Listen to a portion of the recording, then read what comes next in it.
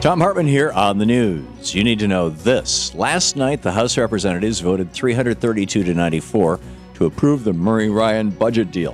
169 Republican House members voted in favor of the plan and only 62 voted against it. But the future of this legislation is not quite as certain in the U.S. Senate. Several Republican senators have announced their opposition to this deal, some saying they disagree with cuts to military pensions and others disagreeing with offsetting the next round of sequester cuts. Senators Bob Corker, Lindsey Graham, and Richard Shelby have announced they will not support the legislation, but their opposition appears to be nothing more than a reaction to pressure from conservative think tanks. These lawmakers aren't opposing the budget because they really care about military pensions. They simply want to appeal to hard-right Tea Party groups like the Heritage Foundation and Americans for Prosperity. This is all about getting millions from the Koch brothers to use in the 2014 elections. Once again, we somehow ended up debating how much austerity should be imposed on our nation rather than how much we should be investing in our nation. In order to prevent another government shutdown, the Senate will need to reach 60 votes to invoke cloture and pass this legislation, but it's unclear at this point if that's going to happen. In addition to Republican opposition, some progressive senators oppose this legislation for actual real reasons, like the fact that it doesn't extend long-term unemployment or close any corporate tax loopholes. We will soon find out if there are enough Republicans worried about a primary from the far right or with eyes on the presidency in 2016 to cobble together enough votes to shut down the government once again for purely political purposes. In Screwed News, a U.S. District Court judge has set a date for the trial on North Carolina's new voting restriction laws and hasn't yet issued an injunction to block these laws until the case is decided. The problem with this is that the case won't be heard until July of 2015, long after the midterm elections have been concluded. North Carolina's new voting laws have been called the worst in our nation, as they slashed voting hours, instituted voter ID, ended same-day voter registration, and more, all with a single piece of legislation. This is all the result of the Supreme Court's ruling on the pre-clearance requirement of the Voting Rights Act. Before that disastrous decision, states with a history of discrimination weren't able to enact laws that disenfranchised voters, that kept voters away from the polls. Now, however, voters and advocacy groups have to fight lawsuits to try and stop Republican lawmakers from stealing their right to vote.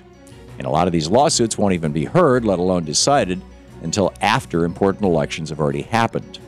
The best way to protect our right to vote is to demand that Congress brings back the full Voting Rights Act and applies the pre-clearance requirement to every single state in our nation. In the best of the rest of the news, the state of Connecticut says you have a right to know what's in your food. On Wednesday, Governor Daniel Malloy signed our nation's first GMO labeling bill into law. This law won't really go into effect until 4 other states in the area enact similar reforms, but that may not be long, considering GMO labeling legislation has already been considered and approved by surrounding state legislatures. Officials say that GMO legislation is written this way to protect local farmers by ensuring that they don't have to adopt stricter labeling standards before those standards are required throughout the region. In addition, by enacting these measures regionally, states will make it much more difficult for GMO giants like Monsanto to challenge the laws in court. Governor Malloy said, "I am proud of leaders from each of the legislative caucuses can come together to make our state the first in the nation to require the labeling of GMOs." By passing this law, Connecticut took a great first step towards GMO labeling in the whole Northeast and possibly a first step toward labeling standards nationwide.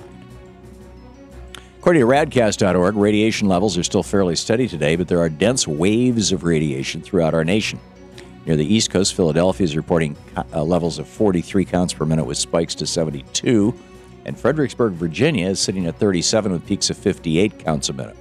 In the Midwest, Warren, Michigan is hovering at 44 counts per minute with spikes of 68, and Colorado Springs is averaging 59 with highs of 82. In the Southwest, Chino Valley, Arizona is reporting counts of 53 with spikes to 87. And Chandler, Arizona is sitting at 44 with peaks of 70 counts per minute. In the Northwest, Portland, Oregon is reporting levels of 32 counts per minute with spikes of 56. And Vancouver, Washington is at 35 with highs of 55 counts per minute. Radcast.org reminds us that their alert level is 100 radiation counts per minute, and they are watching levels around our nation to keep us informed. And finally, everyone is commenting on Megyn Kelly's insistence that both Santa Claus and Jesus were white guys. Even Jon Stewart of The Daily Show had to weigh in about the Fox so-called news host's war on Christmas rhetoric. On last night's show, Jon Stewart addressed Ms. Kelly by asking, "Who are you even talking to?" He explained that the original St. Nicholas lived in what's now known as Turkey, which would make him dark-skinned. And he pointed out that Jesus was not born in Bethlehem, Pennsylvania. Stewart also took issue with Megyn Kelly's so-called logic that just because it makes you feel uncomfortable doesn't mean it has to change. He said, who exactly is changing the facts to make themselves more comfortable here?